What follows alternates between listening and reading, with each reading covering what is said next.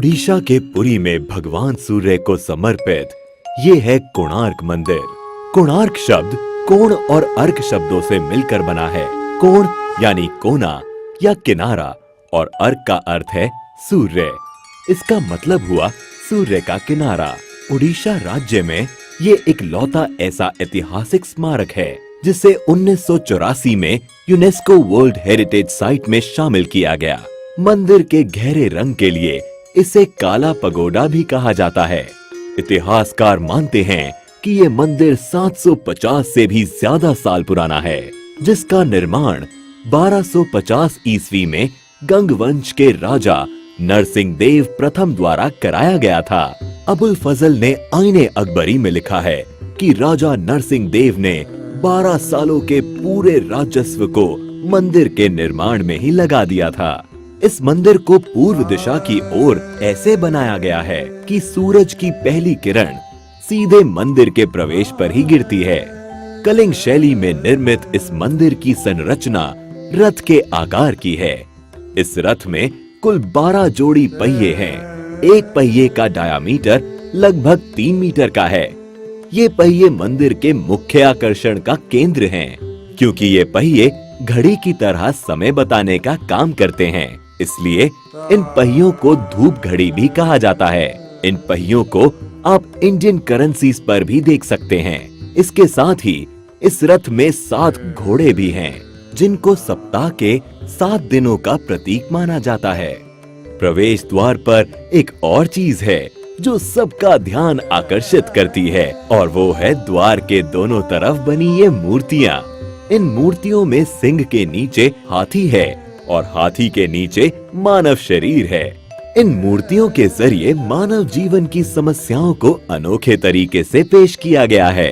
यहाँ सिंह गर्व का प्रतीक है, जबकि हाथी संपत्ति का। यहाँ ये बताने की कोशिश की गई है कि गर्व और संपत्ति मानव का विनाश कर देते हैं। माना जाता है कि मंदिर का निर्माण समुद्र के किनारे किया गया था, लेकिन पिछली 8 शताब्दियों में समुद्र से इसकी दूरी बढ़ती चली गई। कहा जाता है इसके लगभग 2 किलोमीटर उत्तर में चंद्रभागा नाम की नदी भी बहा करती थी, जो अब विलुप्त हो गई है। नदी के वहां होने को भी प्रमाणित किया जा चुका है। मंदिर से जुड़ी एक किंवदंती है कि इसके निर्माण में 1200 कुशल शिल्पियों ने 12 साल तक लगातार काम किया, लेकिन निर्माण कार्य को पूरा नहीं कर पाए। मुख्य आर्किटेक्ट बिसु मोहराना के बेटे धर्मपदा ने मंदिर के निर्माण को पूरा किया, लेकिन मंदिर के पूरा होने पर उसने चंद्रभागा नदी में कूदकर जान दे दी। कोणार्क मंदिर के बारे में एक रोचक तथ्य है कि मंदिर के पत्थरों को आपस में जोड़ने के लिए लोहे की चादरों और चुंबकों का इस्तेमाल किया गया था। साथ ही मुख्य मंदिर की चोटी में 52 टन चुंबकीय लोहे को भी लगाया गया था। इन विविध चुंबकों के अनोखे समायोजन के कारण से ही मंदिर में भगवान सूर्य की मूर्ति हवा में झूलती थी। बताया जाता है कि पुर्तगाली नाविकों ने इस चुंबक को मंदिर से निकाल लिया, क्योंकि इस चुंबक के कारण नौका चालन में कठिनाई होती थी। इस मंदिर के बारे में रविंद्रनाथ टैगोर ने कहा था, Here the language of stone surpasses the language of man। यहाँ आने के बाद ये कथन एकदम सही लगता है।